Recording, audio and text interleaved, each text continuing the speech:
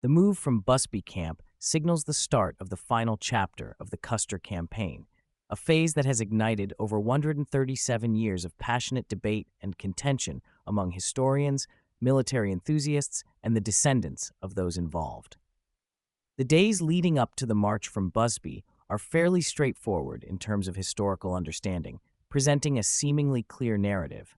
However, once the troops departed at sunset on June 24th, the simplicity of the timeline began to unravel into a complex tapestry woven with conflicting accounts, vivid emotions, and the echoes of history. As the sun dipped below the horizon, casting long shadows over the rugged terrain, the atmosphere was charged with anticipation. The soldiers, weary yet resolute, gathered their gear, preparing for a march that would forever alter the course of American history. It was not merely a movement of troops, it was the initiation of a fateful journey steeped in drama and uncertainty.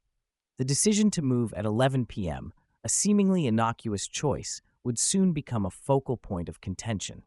Notable figures such as Fred Benteen, Marcus Reno, George Herendeen, Captain Miles Moylan, Luke Hare, Carlo DiRudio, and Nick Wallace each contributed their voices to this historical chorus, recording the march's start time with varying degrees of precision and accuracy. Initially, Wallace recorded the departure time as 1 a.m. in a report from January 1877. Yet, as the years passed and the narrative evolved, he revised this time to better align with the testimonies of his contemporaries, eventually settling on the more universally accepted 11 p.m.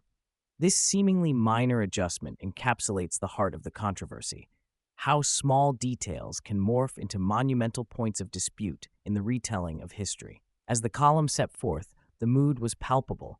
Excitement mingled with anxiety. Each soldier carried not just their weapons, but the weight of their fate and the legacy of their mission. The air was thick with the sense of sweat, leather, and the musk of horses, blending into an intoxicating reminder of the journey ahead. The wilderness surrounding them was alive, a silent witness to the unfolding drama, with every rustle in the brush and distant howl of a coyote serving as a portent of the challenges that lay ahead.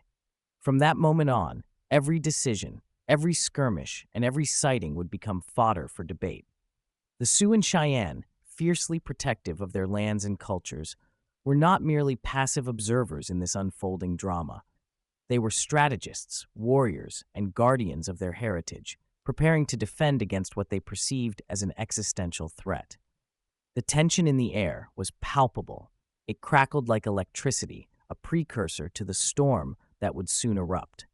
The days leading up to the clash saw the convergence of two distinct worlds, one characterized by the relentless expansion of American forces, and the other rooted in the rich traditions and values of Native American life. The Sioux and Cheyenne were not merely defending their territory, they were fighting for their very identity, their history, and their future.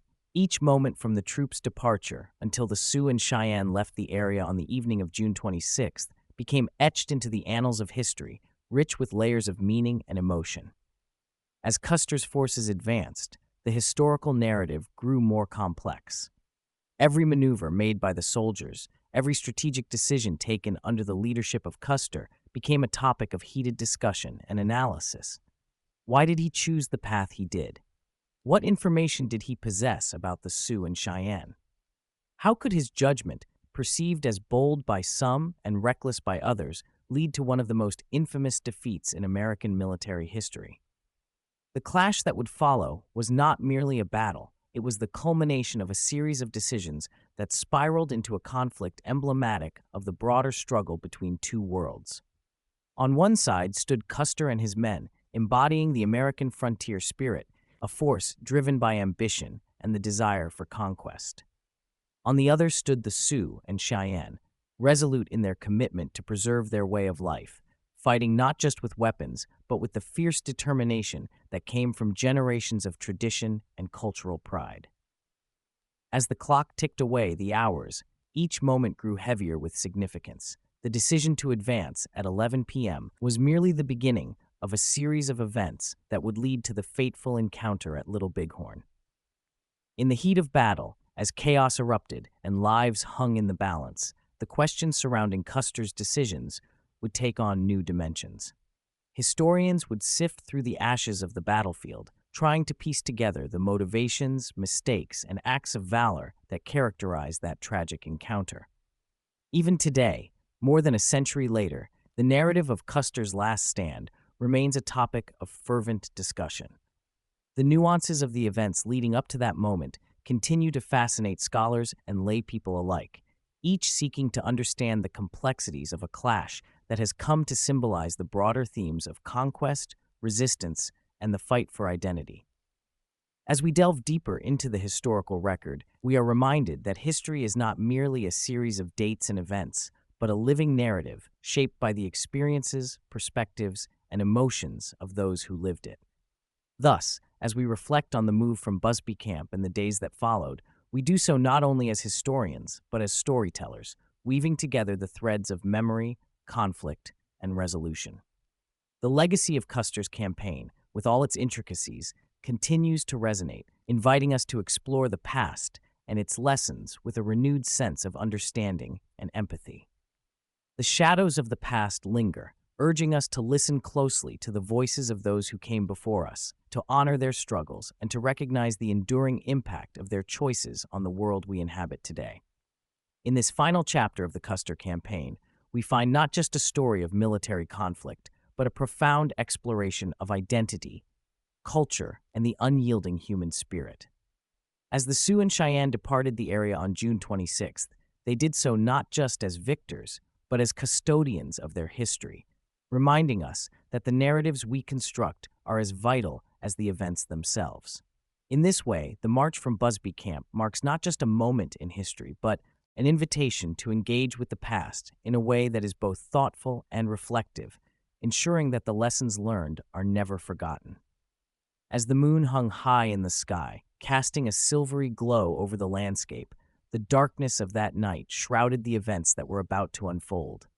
The very air seemed thick with anticipation and uncertainty, raising profound questions about how anyone could have read the time so precisely in such obscurity. Was it merely the keen sense of timing that came with military precision, or did the flickering glow of campfires scattered across the encampment lend a hand in illuminating the way? The juxtaposition of the deep night and the faint, dancing lights creates an almost ethereal image, a blend of fear, excitement, and the unpredictable nature of war. It is indeed plausible that Lieutenant Colonel George Armstrong Custer, with his characteristic decisiveness, ordered the march at precisely 11 p.m.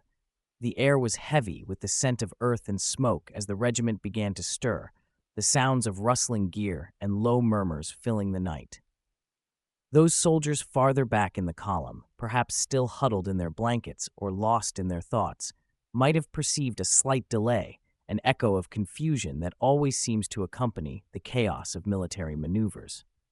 Historians and military analysts like Ed Godfrey and Fred Gerard have posited that the departure might have happened closer to 11:30 p.m.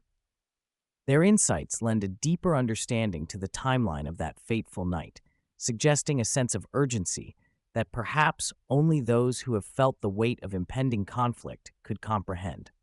This range of opinions, while seemingly trivial, makes the 11 p.m. estimate a compelling focal point, one that reflects the intricate nature of historical narratives shaped by perspective.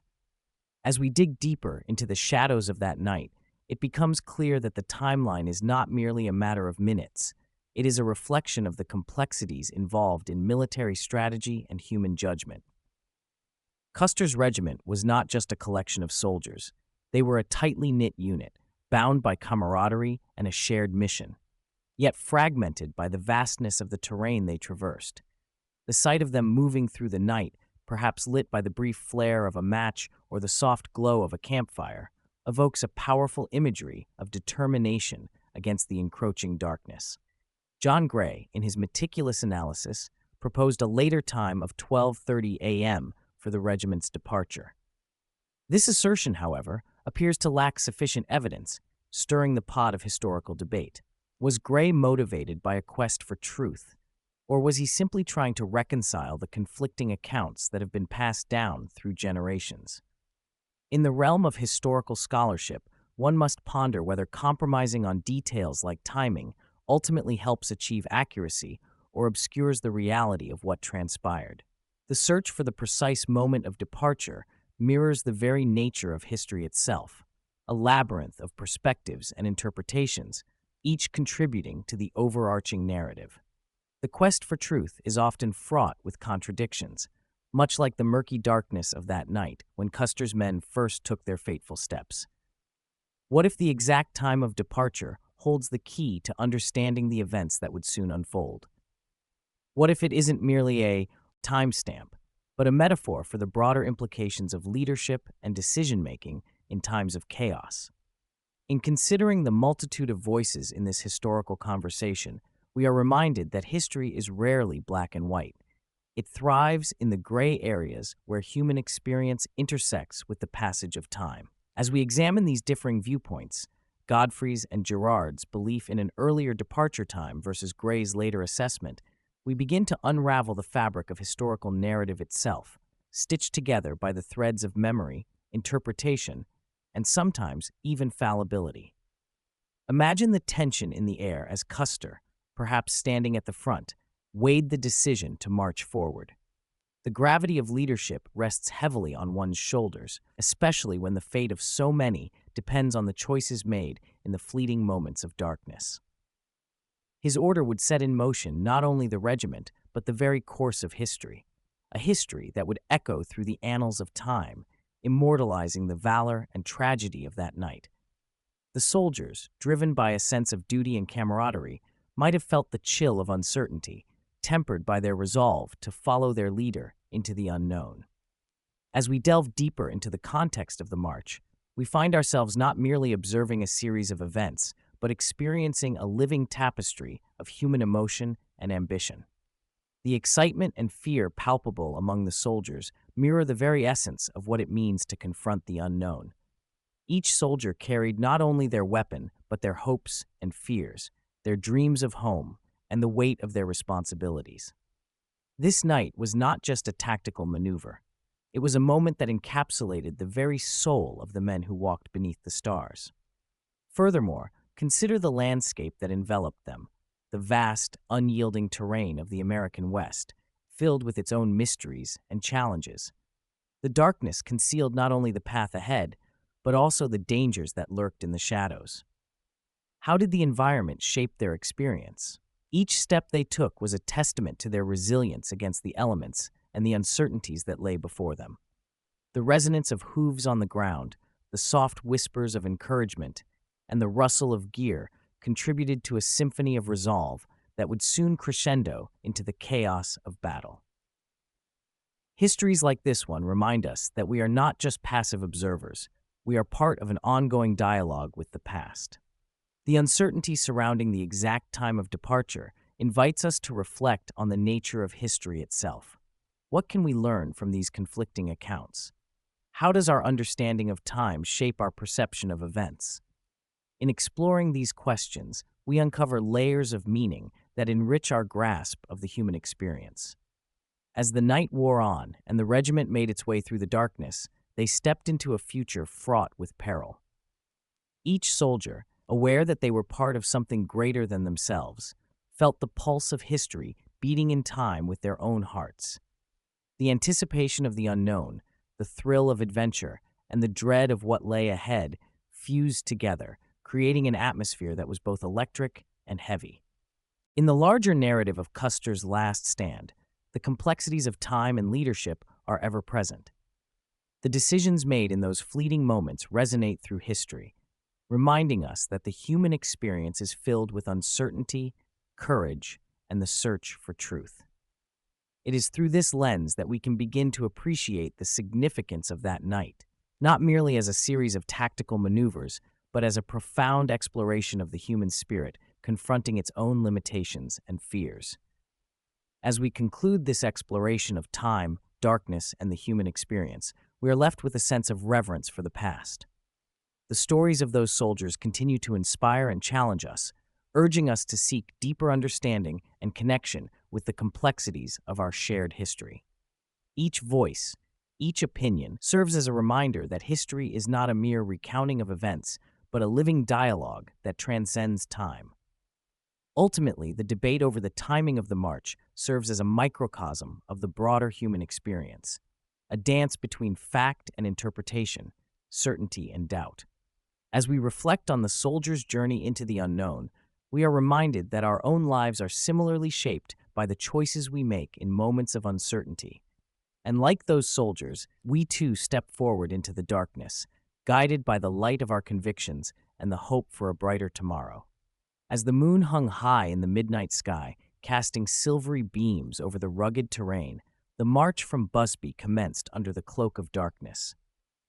Benteen's meticulous account of this arduous journey estimates a grueling hour and a half to traverse Muddy Creek, suggesting that they would complete this daunting task by 12:30 a.m., or, more accurately, 11:33 p.m. local time. This detail not only underscores the exactness of Benteen's observations, but also aligns seamlessly with the narrative that the actual march began shortly after 11 p.m., marking the start of a long night filled with uncertainty and challenges. One aspect of this journey that remains fairly certain is the distance covered from Busby to the first halt, estimated to be between 6.2 to 6.7 miles. The precision of this measurement hinges on the specific starting and ending points chosen by the marchers. Each step taken was not just a physical endeavor, but also a testament to the determination and resilience of the individuals involved. This was no ordinary march. It was a calculated movement through a landscape that held both beauty and danger.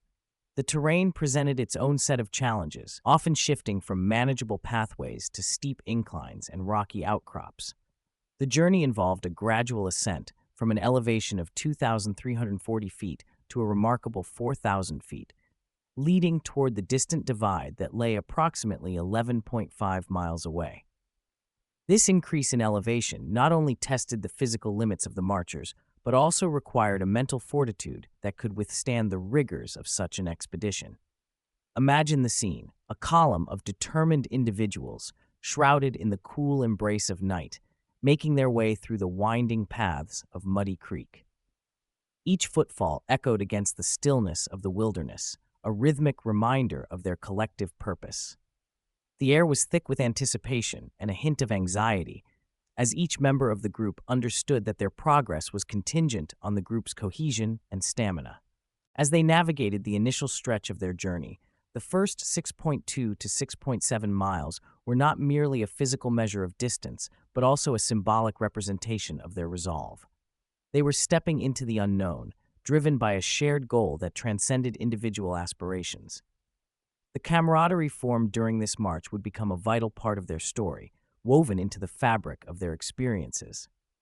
Yet, the discrepancies in timing accounts among the marchers reveal an intriguing complexity to this journey. The length of the column likely played a significant role in these variances. When you have a group of this size traversing challenging terrain, minor delays can ripple through the ranks, creating a staggered timeline that complicates the narrative. One individual might experience a momentary stumble over an uneven rock, while another could pause to adjust their gear, each action sending ripples through the line of marchers. Moreover, the terrain itself, while mostly manageable, had its tricky moments. Certain sections were steep, requiring careful navigation and cooperation among the marchers. When one person encountered a particularly challenging spot, others would rally to offer support, demonstrating an unspoken bond that was crucial for their survival. This mutual aid fostered a sense of unity that was palpable even amidst the physical strain. As they ascended toward the divide, the landscape transformed around them. Towering trees swayed gently in the night breeze, their leaves whispering secrets of the wilderness. The stars twinkled above, a celestial audience to their endeavor, providing a backdrop of ethereal beauty that contrasted sharply with the grit and determination etched on the faces of the marchers. In this environment, every detail became significant. The crunch of gravel beneath their boots, the distant hoot of an owl, the crisp scent of pine, all of these sensory experiences combined to create a vivid tapestry of their journey. It was as if nature itself was an integral part of their mission, guiding them forward even as they grappled with the physical demands of their ascent. As they pressed on, the camaraderie within the group grew stronger. Shared stories and laughter broke the tension of the night, transforming fatigue into a collective spirit of perseverance. Bonds forged in such challenging circumstances often become the strongest, and these moments of levity acted as a balm for their weary bodies and minds. Each person contributed to the group's morale, whether through a well-timed joke or a shared memory that elicited smiles. The clock continued to tick, and with it, the marchers' awareness of time began to blur. Hours melded into one another, and the initial urgency faded into a steady rhythm of movement. The group was now not just marching toward a destination, but also toward a shared experience that would leave an indelible mark on their lives. As they neared the completion of the first leg of their journey, the sight of the divide loomed ahead, both a promise of respite and a reminder of the challenges yet to come. The horizon began to lighten as dawn approached, painting the sky in hues of orange and pink. This transformation was symbolic. It represented not only the end of their first major hurdle, but also the beginning of a new chapter in their expedition. In retrospect, the column's march from Busby to the first halt encapsulated the essence of resilience. The combination of physical exertion, the mental resolve to overcome obstacles, and the unyielding support from one another created a narrative that extended beyond mere distance. It was a story of human spirit, of facing the unknown with courage and determination. Thus, as they reached their first halt, a wave of relief washed over the marchers. They had conquered the initial stretch of their journey, and in doing so had forged a bond that would last well beyond the physical march. The lessons learned about perseverance, teamwork, and the power of shared experiences would resonate within them as they continued onward, facing the challenges that lay ahead with newfound strength and unity. In this reflection, the march was not just a series of distances measured in miles, but rather an adventure that transcended the physical realm. It was about the journey, the connections made, and the indomitable spirit of those who dared to tread the path less traveled. With each step forward, they etched their legacy into the annals of history, proving that even in the face of adversity, human determination can shine brighter than the stars above. Around 640 men, including 605 soldiers, departed from Busby Camp, heading towards the divide. This number does not account for scouts such as Varnum, Boyer, Reynolds, and others who were already on the move, scouting the terrain ahead.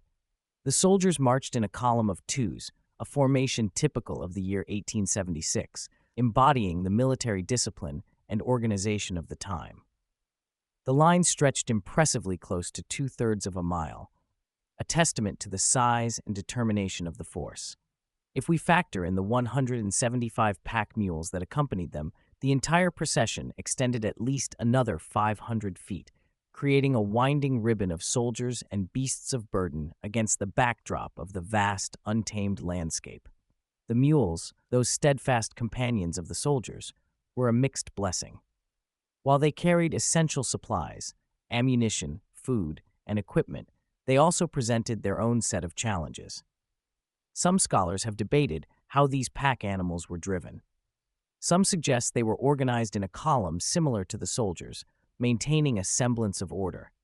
Others argue that, under the pressure of the march and the chaotic conditions, the mules would have moved in a more disorganized mass. Given the rugged terrain they traversed, the latter scenario seems more plausible. The challenges they faced were compounded by the scarcity of civilian packers and the looming darkness of the night. As they pushed forward, the troops encountered the Rosebud River. Despite its modest size, the river presented significant obstacles that would test their resolve. On June 22nd, Custer made the decision to halt the march to retie the packs, a crucial step to ensure that vital supplies remained secure. The sound of rushing water echoed in the stillness, a reminder of nature's power and unpredictability. As the troops moved up the valley, they were forced to cross the river multiple times, each crossing bringing with it a new set of difficulties. The mules, struggling against the uneven terrain, became a focal point of frustration. Their heavy packs shifted uncomfortably with every step, making the animals skittish and difficult to control. Soldiers found themselves stepping in the cold, muddy water, the current threatening to sweep them off balance. The scene was one of controlled chaos. Men shouted instructions, urging their mules forward, while others sought to ensure that no supplies were lost to the waters below. The riverbanks were muddy and slippery, and as the soldiers maneuvered around the obstacles, the camaraderie among the men began to shine through. They relied on one another, helping to steady the mules and hoist the heavy packs over the rushing water. As the day wore on, the sun began to dip below the horizon, casting long shadows that danced across the ground. The chill of evening settled in, adding an additional layer of discomfort to the already challenging conditions. The soldiers, weary from the day's exertions, began to feel the weight of fatigue. Yet they pressed on, driven by a mixture of duty, camaraderie, and the promise of adventure that lay ahead. Conversations arose among the ranks, laughter breaking through the tension of the march. Tales were spun of past battles and shared experiences, bonding the men together in a tapestry of shared history. Each soldier carried not only their personal burdens, but also the collective hopes and dreams of their comrades. They were not just marching to a destination, they were forging a legacy, one that would echo through the annals of history. As night enveloped the landscape, the challenges multiplied. The path grew increasingly treacherous, illuminated only by the pale glow of the moonlight. Shadows danced across the ground, and the sounds of the wilderness enveloped them, creating an eerie symphony of rustling leaves, distant animal calls, and the splashing of the river. The soldiers remained vigilant, eyes scanning the darkened woods for any signs of danger. Every crack of a twig could signal the presence of adversaries, reminding them that they were far from safe, even in the depths of the wilderness. At times, the line of soldiers faltered as they navigated narrow paths and steep inclines, the mules a step braying, adding to the chorus of sounds around them. The men worked in unison, coordinating their movements to prevent any pack from falling behind or becoming dislodged. Every man knew that the success of their mission depended on each other's efforts. They were a team, bound by shared purpose and resolve. After what felt like an eternity, they finally reached a clearing. The soldiers stopped to catch their breath, the air thick with the scent of pine and the crispness of the approaching night. In the quiet that followed, Custer gathered his officers to discuss the next leg of their journey. The flickering flames of a small campfire illuminated their faces, casting an orange glow against the dark. They mapped out their route, considering the terrain, the river crossings, and the challenges that lay ahead. Meanwhile, the mules were tended to, their packs unbuckled to allow them some relief from the burden they had carried all day. The soldiers shared rations, laughter, and stories around the fire, the camaraderie of the moment overshadowing the exhaustion that clung to them like a second skin. As the stars emerged in the night sky, a profound silence fell over the camp. The men reflected on their journey thus far, the path they had chosen, filled with uncertainty and danger. Yet, there was an unshakable bond among them, forged through hardship and mutual reliance. They were not just a group of soldiers. They were a brotherhood, united in purpose, ready to face whatever challenges awaited them on the morrow. This moment of pause was not just a break in their journey. It was a reminder of their shared humanity, the spirit of perseverance that coursed through their veins. Each man carried his own fears and aspirations, yet here, under the vast expanse of the starlit sky, they found strength in one another. Together, they would face the trials ahead, undeterred by the darkness that loomed, guided by the flickering flame of hope and the light of their unity. Wallace observed the rugged landscape as the trail meandered along the high ground, where the soil was sparse and the dense sagebrush clung stubbornly to the rocky terrain. In stark contrast, the lower valley opened up into a lush expanse, fertile and inviting, with rich grazing lands dotted with towering cottonwoods that whispered secrets in the breeze. As dawn broke on June 23rd, the command stirred from its slumber, ready to break camp at the early hour of 5 a.m. Among them, Fred Bentine's H Company trailed behind, burdened with the challenging task of managing the troublesome mules that seemed determined to test their patience. The day unfolded with its own set of challenges. At one point, the entire column was forced to halt, the echo of hoofbeats and the jingle of pack gear filling the air as the mules lagged behind, struggling to keep pace.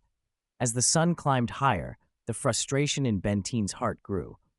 Even after Custer ordered the regiment to make camp at 4:30 p.m., the last of the mules did not arrive until the sun dipped below the horizon, painting the sky in hues of orange and purple. Benteen, weary of the incessant delays, turned to First Lieutenant William Weiner Cook, proposing a practical solution that could expedite their journey. Yet, Cook hesitated, unwilling to share Benteen's innovative idea with Custer. Undeterred, Benteen decided to take matters into his own hands the following day.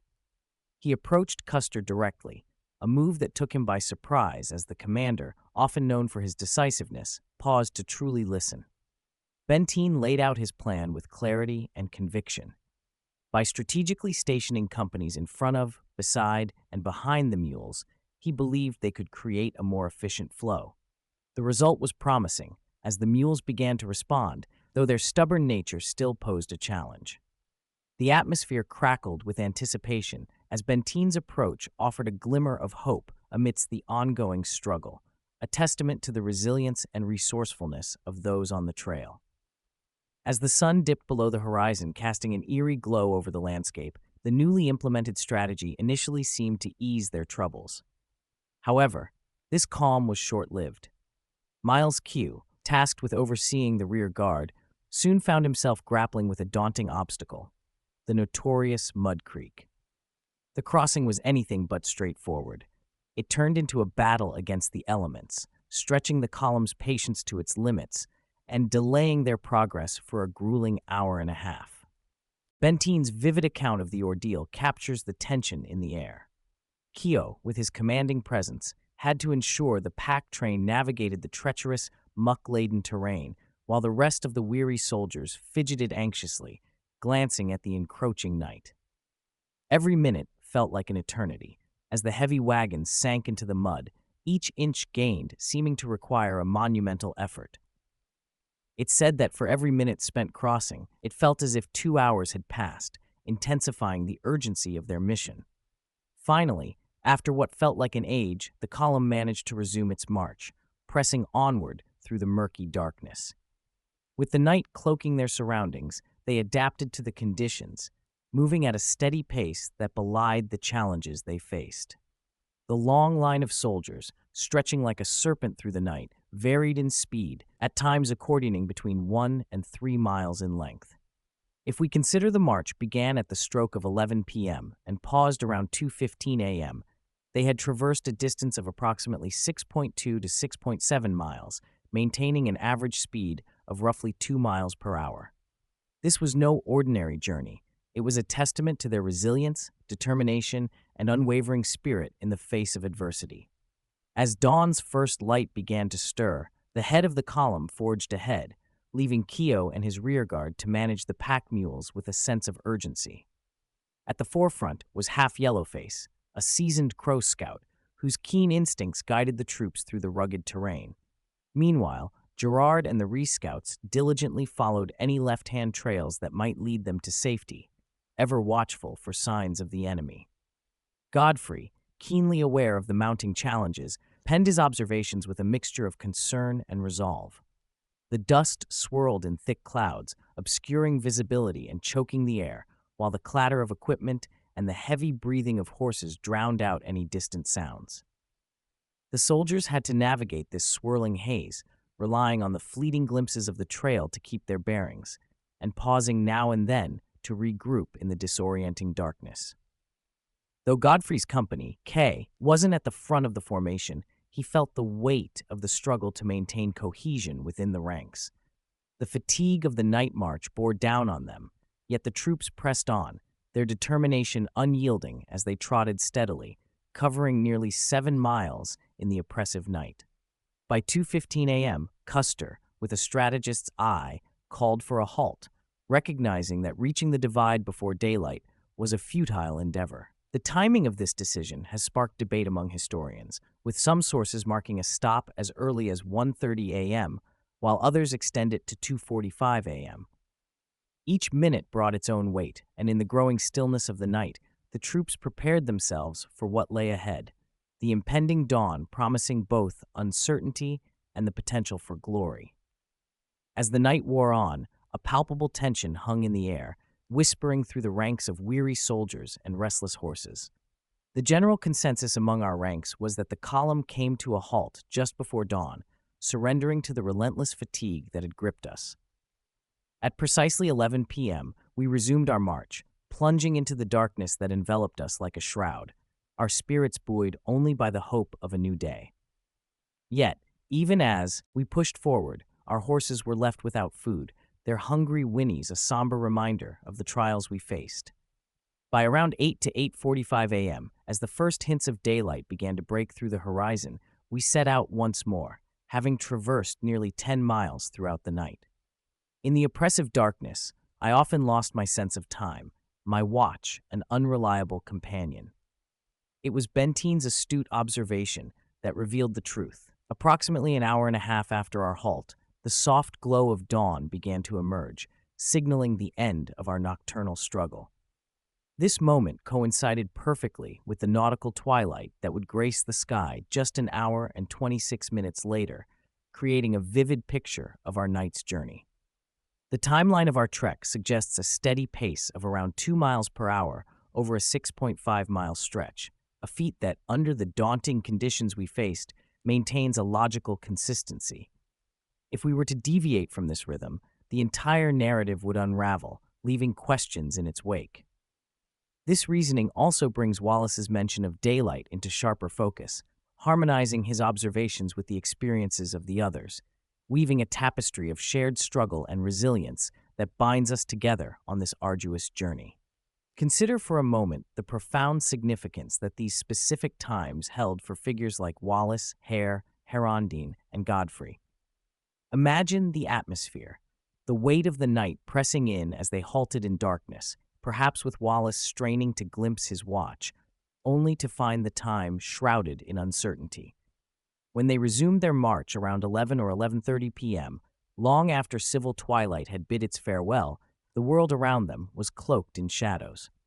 Often, we place undue emphasis on exact times in historical accounts, yet such precision can obscure the deeper truths of their experiences. Take Luke Hare's observation of their arrival before daylight. Was he really counting the seconds, or was he enveloped in the sights and sounds of the moment, the palpable tension of their surroundings? Historians, eager to nail down exact timelines, might overlook the essence of Hare's statement. It suggests not ignorance of the clock, but a profound awareness of the night enveloping them. Nautical twilight, that fleeting period when the horizon begins to lose its edge, dawned at 2:44 a.m., while the watches showed 3:41 a.m. It's hard to imagine the dark being so dense that even the brightest of stars struggled to break through. In such obscurity, reading the time would have been impossible. What truly mattered was not the clock's ticking, but the shared sense of urgency, the collective drive to navigate through the unknown, drawing each man closer to the moment when dawn would finally unveil their path. As Hare dismounted, a jolt of realization struck him. Faint rays of light pierced the suffocating darkness, signaling that the shadows were finally retreating from the Renault Court of Inquiry. Captain Moylan faced intense scrutiny as he revealed the unsettling truth about daylight's arrival. It was just past 3 o'clock, a crucial detail in a region where the sun's ascent was a game of shadows. Between 2 and 3 o'clock, light began to seep in, weaving a complex tapestry that intertwined the testimonies of Hare, Wallace, and Herondine with those of Godfrey, Moylan, Bentine, and Reno, while Gerard's observations stood out like a sore thumb. Custer had commanded Gerard to chase even the faintest trails on the left, a directive that may have delayed him in the chaos. Civil twilight erupted at 3:34 a.m., long before the sun's rise at 4:13 a.m., and it came well after the first troops had set foot on that treacherous terrain. Historian John Gray's chilling estimate of a 3:15 a.m. halt reveals that the column trudged through the murky dawn, covering 7 miles at a laborious pace of just 2.55 miles per hour, a race against time in a landscape filled with impending doom. Gray's calculation of distance is intriguingly off, about 0.3 to 0.8 of a mile, but not enough to raise alarms. What's truly baffling is his use of local time, which, when translated to St. Paul time, claims a departure at 1:50 a.m. and an arrival at 4:12 a.m. These times feel utterly disconnected from the gritty reality experienced by those who were there. While Gray's figures might be close, they come off as forced compared to Gerard's meticulous notes. It appears Benteen and Moylan were lurking near the front of the regiment, yet neither had the reins of command. Moylan's estimate of leaving at 11 p.m. and stopping at 1:30 a.m. hints at a pace of about 2.68 miles per hour, eerily aligning with Gray's assessment despite their time discrepancies. However, when considering the overall timeline from 11 p.m. to 2:15 a.m., a more plausible pace of 1.9 to 2.1 miles per hour emerges, casting doubt on the entire narrative. It's a shocking twist that we never heard from Keogh, but whispers of fragile evidence tantalizingly point to his dark involvement. First Sergeant John Ryan of M Company dropped a bombshell, hinting at a secret arrangement that placed Companies C and M squarely under Keogh's command. Meanwhile, rumors swirl that Fred Gerard claimed Half Yellowface and Bloody Knife had issued a chilling warning to Custer. Crossing the divide before dawn would spell disaster, as Sioux scouts lay in wait. But how could Bloody Knife, a Ree with no knowledge of the treacherous terrain, possess such critical insight? The narrative around the Busby halt is often twisted, reflecting the shoddy scholarship that surrounds this legendary event. According to Gerard, chaos reigned as the column splintered around 11:30 p.m., with him, Half Yellowface, and Bloody Knife moving to the front, hearts pounding in anticipation of Custer's arrival. When Custer finally showed up, he commanded Gerard to venture far to the left, setting the stage for an explosive confrontation. As the night crept in, Custer ground to a halt, tension hanging in the air. Gerard quickly dispatched scouts to scout out the elusive trail. While they waited, Custer grilled the two scouts about the possibility of crossing the divide before dawn. "No way," they shot back, their faces shadowed by the dim light. Custer pressed on, asking if daylight would mask their movements. Again, the answer was a resounding no. This intense exchange, as Reno later recounted, unfolded around 2 a.m., a time that fits the timeline, though Reno's credibility often wavers under scrutiny. But these seemingly minor moments reveal a looming crisis. The daunting task of crossing the divide without being spotted weighed heavily on Custer's mind, compelling him to forge ahead solo. Meanwhile, as the main column departed from Busby, winding its way up Davis Creek, Lieutenant Varnum and his scouts were already surging toward the ominous hilltop known as the Crow's Nest. But here's the twist. The Crow's Nest is a misnomer. It's not a lofty perch, but rather a deceptive bowl, an infamous hideout for Crow Indians, notorious for their horse thefts. The stakes were high, and the night held secrets waiting to be uncovered. As the clock struck 12, a dense silence enveloped the pocket, shrouding any glimpse westward, the very direction of their impending march. With determination etched on their faces, the scouts embarked on a grueling climb to the summit. Just as Custer halted for the first time at 2 a.m., Varnum and his weary band reached the fabled Crow's Nest Bowl, a staggering 4.5 to 5 miles ahead. Overwhelmed by exhaustion, Varnum collapsed into a deep slumber, oblivious to the enveloping darkness that swallowed the landscape. But whispers of uncertainty lurked in the shadows. Did Varnum and his scouts truly set foot on the legendary Crow's Nest? Author Vern Smalley ignites the debate, suggesting that Varnum's party may have lost their way amidst the blackness, inadvertently stumbling upon the divide instead. In a twist of shame, they might have fabricated their tale in the years that followed. Smalley bolsters his claim with Varnum's own cryptic remarks on his ascent. The truth remains elusive. Where exactly were Custer and his scouts perched on that fateful hill, casting their gaze over the valleys below? Historian James Willert proposes a tantalizing possibility: a round oval hill, nestled southeast of the trail's crossing, just half a mile from the camp marker, forever holding its secrets. Perched on the hill, the view was nothing short of breathtaking, rivaling that of the towering peak above. Willert painted a vivid picture of the landscape, where towering grass and sentinel-like pine trees created a natural fortress, perfect for spotting any approaching threat. Yet another historian, Edgar Stewart, threw a wrench into the discussion, speculating that it was actually the elusive fourth peak south of the pass. Timing, a trivial detail in light of the chaos that followed, But the real battleground lies in the overarching narrative. The scouts' trek from Busby Camp to Crow's Nest was agonizingly slow, a torturous 5 hours through pitch-black darkness, dragging along at a crawl of just 2 miles per hour. Why the snail's pace? Because the Crow scouts took a leisurely break, puffing on smoke as they lounged in the dense underbrush by the stream. With hours of darkness looming, urgency was clearly not on their agenda. When they finally reached the Crow's Nest, Varnum, Boyer, and a white man known as Runs Him led the horses into a hidden hollow, ready to unleash the chaos that would soon follow. As the night deepened and most scouts lay slumbering in the cold grasp of darkness, Harry Moccasin and the white man known as Runs Him stealthily ascended to the summit, driven by an urgency that pierced the stillness. Just before civil twilight began to creep in around 3:30 a.m., their sharp eyes caught an ominous flicker, a haunting glow of campfires flickering against the darkened sky. Without a moment's hesitation, they raced back, adrenaline coursing through their veins, to deliver the startling news. Meanwhile, Varnum, struggling against the relentless assault of fatigue and gritty dust, squinted into the distance from his elevated vantage point. His eyes, weary and sore, strained to discern shapes in the dim light. Among the shadows, he spotted 2 forsaken tepes along Ash or Reno Creek, abandoned relics of the past, visible only through the aid of telescopes. With urgency, he scribbled a note brimming with crucial intel and entrusted it to Red Star, a young Ree, charging him with the responsibility of delivering it to Custer. But here's where the plot thickens. Smalley claimed the note was dispatched around 3:45 a.m., a claim met with skepticism as others whispered it was closer to 4 a.m. Varnum himself later recounted sending the messengers just after 5 a.m., a timeline that adds fuel to the fire.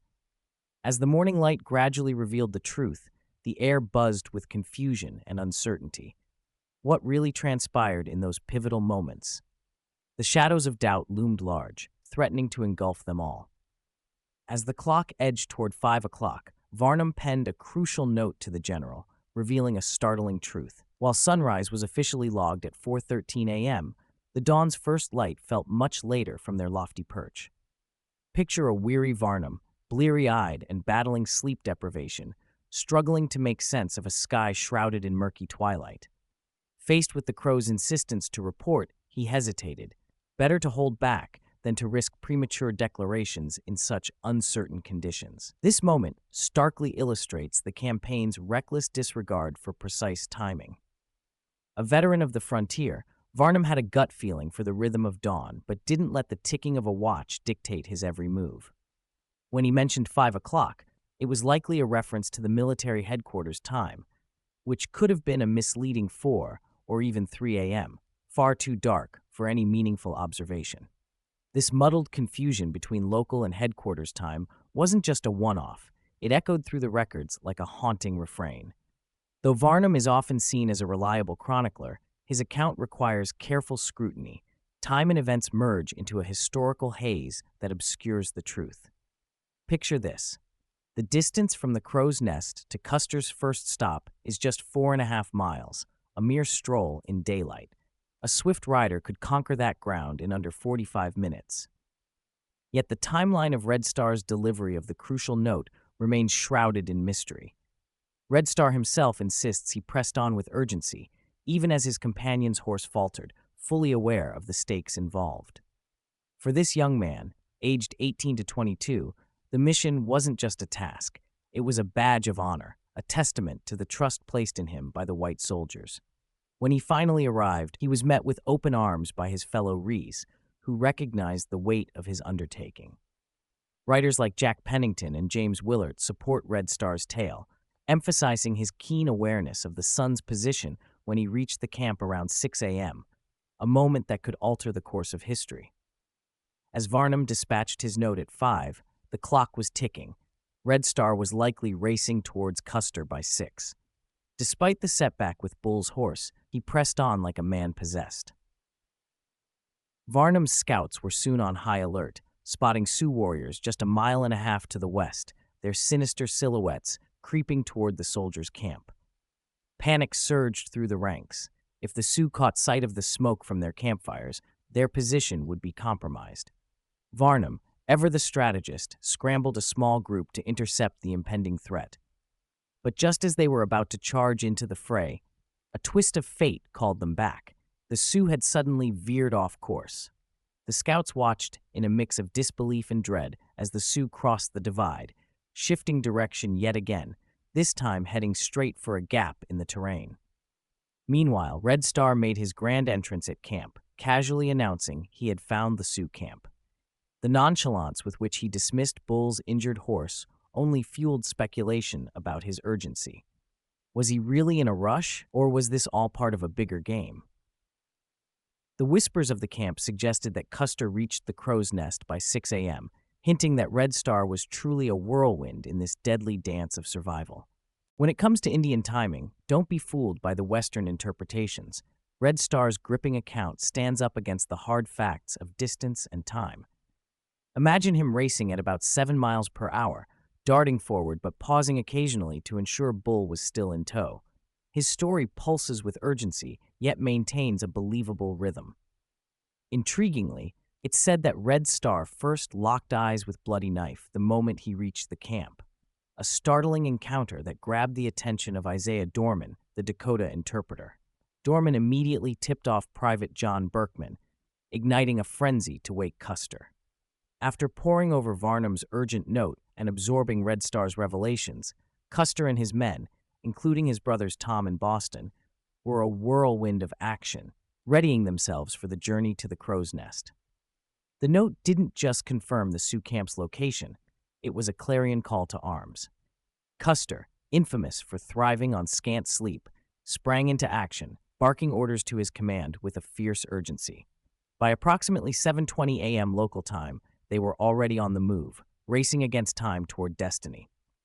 In the heart of the headquarters, tension crackled like static in the air as Custer prepared his men for a fateful final assault. But here's where things get murky. Formal orders and trumpet calls were seemingly absent, igniting a fiery debate among those who were there. Some soldiers swore they heard the trumpet's call echoing through the hills, while others, Benteen for instance, claimed it fell silent. Enter Red Star, whose explosive account of events and the timing of his ride clashes intriguingly with the conflicting testimonies. As we dissect the chaos, we must grapple with the clash between local and headquarters time, each tick of the clock a potential game-changer in the unfolding drama. Yet, Red Star's rapid return and Custer's men's movements paint a chilling picture of that ill-fated morning. Lieutenant Godfrey once remarked, "We began promptly at 8 o'clock, marching relentlessly until 10:30 a.m., a grueling trek of around 10 miles that culminated in a brief respite in a secluded ravine." But hold on, while his timeline seems to mesh with others, that 10 miles could be the wild card that unravels the entire narrative. Calculating the speed reveals a ludicrous pace of just 4 miles per hour, an absurdity that throws the entire account into question. In truth, Halt 1 was a mere 4.5 miles from Crow's Nest, while Halt 2, where the march concluded, was only 3.5 miles beyond that. Godfrey, reflecting on these events a staggering 15 years later, may have scrambled the distances, blending memories like a jumbled puzzle. Other officers like Miles Moylan confirmed a departure at 8 o'clock, while Luke Hare vaguely estimated between 8 and 9. George Wallace couldn't stick to one story, initially claiming a departure between 8 and 8:45, before finally settling on 8:45 during the Reno inquiry. Such discrepancies are astonishing, especially from a man responsible for a precise timeline. And Benteen? He claimed they traveled about 1.5 miles before the next halt, which only adds to the chaos of Godfrey's numbers. Were they even recounting the same journey? Historian Vern Smalley throws a wild theory into the mix. He suggests that Custer never climbed to Crow's Nest at all. Instead, Smalley argues that Custer surveyed the valleys from a lower point he dubbed Varnum's Lookout. However, there's scant evidence to back this up. Having visited the area in 2007, I found the spot identified as the horses' resting place far too small and muddy to accommodate 15 horses without serious injury. While Varnum's Lookout offers a decent view, it pales in comparison to the breathtaking panorama from Crow's Nest, towering 400 feet higher. Anyone with sense would choose the higher ground. The plot thickens, and the truth remains shrouded in mystery. Fred Gerard's testimony at the Reno inquiry was nothing short of electrifying. He painted a vivid picture of a narrow ravine and a hidden spring that climbed toward the lookout, fueling the theory that Crow's Nest was Custer's prime observation point.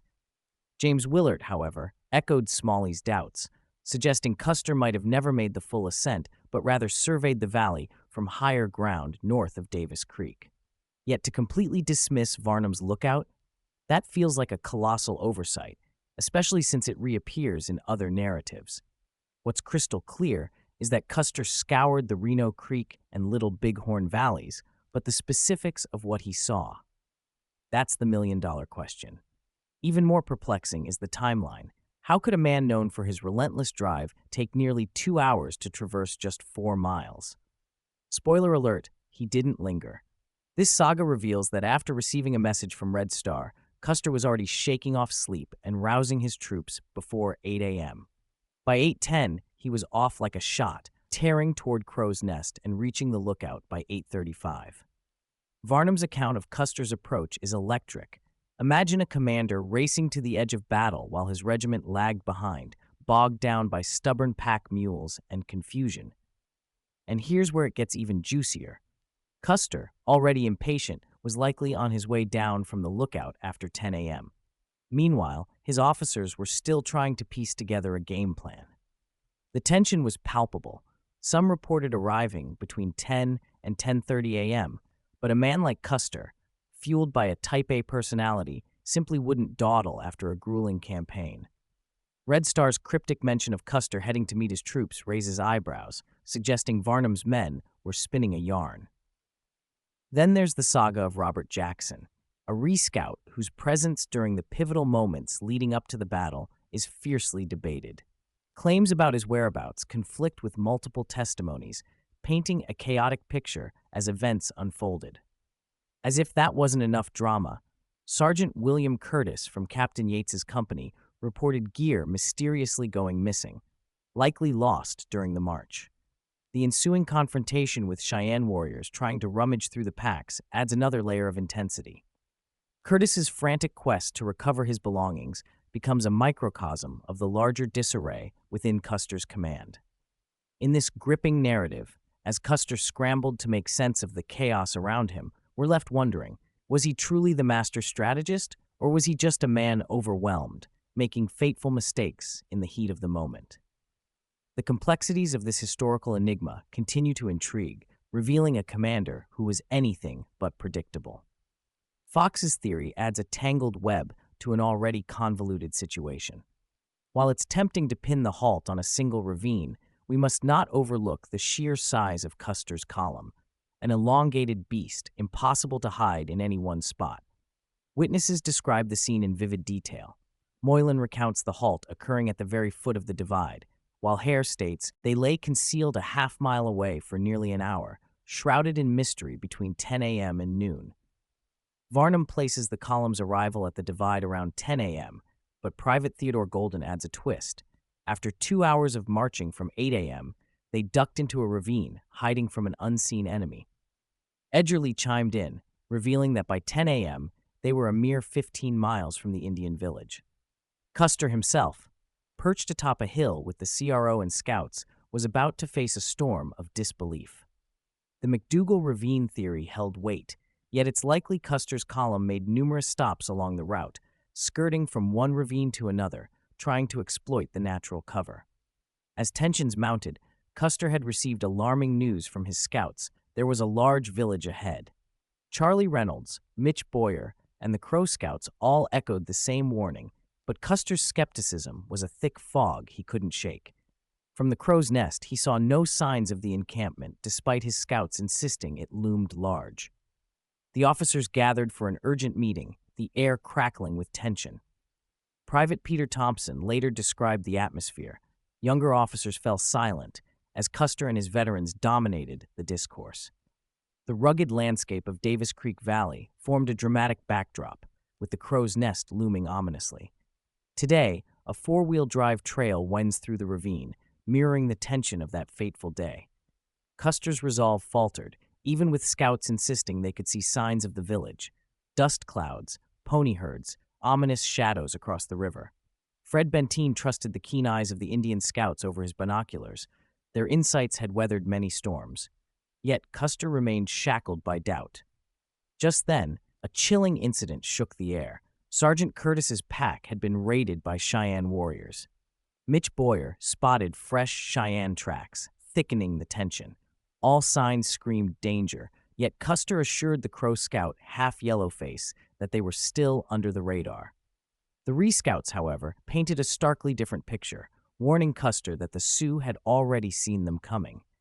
James Willard offered a chilling perspective from the Crow Scouts. When danger looms, the only recourse is to attack. They were still reeling from General Gibbon's ill-fated decision to call off an earlier assault, and waiting for nightfall, as Custer planned, seemed a perilous folly. Bruce Liddick warned that if they delayed, the warriors would emerge to engage, giving the non-combatants a chance to flee. Ironically, this was exactly what Custer hoped to prevent. Yet despite his efforts and his officers' growing anxiety, it was precisely this scenario that would unfold at Little Bighorn. Lieutenant Godfrey later recalled that even as they voiced their concerns, events spiraled out of their grasp. The warnings of the Crow and Rescouts proved eerily prescient, yet by the time Custer grasped the enormity of the situation, it was far too late. It's rare for a commander to scout an enemy's position in broad daylight, especially against cunning Native American warriors. Typically, the mere presence of troops sends the enemy scurrying. The signs left in their wake allow the commander to measure his distance from the threat, each clue hinting at how close the enemy lurked. When those signs suggested a hot trail, the standard response was a forced march under the cloak of night, positioning for a dawn surprise. Yet, Custer's decision to charge headlong into danger sealed his fate. The urgency mounted when Curtis's pack vanished, an unmistakable signal that their presence was detected. In a hurried council with Bloody Knife and the Rescouts, many opposed to an attack due to the overwhelming Sioux numbers, Custer's resolve hardened. Ignoring the chorus of dissent, he pushed forward, confident that the Indians would scatter before the might of his cavalry. Custer borrowed Lieutenant DeRudio's Austrian field glasses, seeking a clearer view of the village. Luke Hare noted Custer's obsessive scouting while troops lay hidden, barely half a mile from the divide. Hare didn't see Custer return, but rumors swirled that Boyer had warned him, "General, I've seen many things in my time, but this village is unlike any other." As Custer reconvened, uncertainty loomed. Whether he was convinced of the village's size or not, this moment likely crystallized his tactical approach. He allocated 7 men from each company to manage the packs, with Lieutenant Edward Gustav Matthey overseeing the chaotic operation. Matthey, seasoned and sharp, had his men ready to roll. As a reward for his swift preparation, Benteen earned the honor of leading the regiment into the fray. Custer commanded the troops to mount up. Edgerly noted the swiftness of the order. By 11:45 a.m., they were on the move.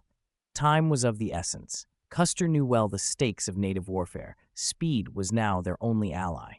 The element of surprise had slipped through his fingers, and with it, the last glimmer of hope.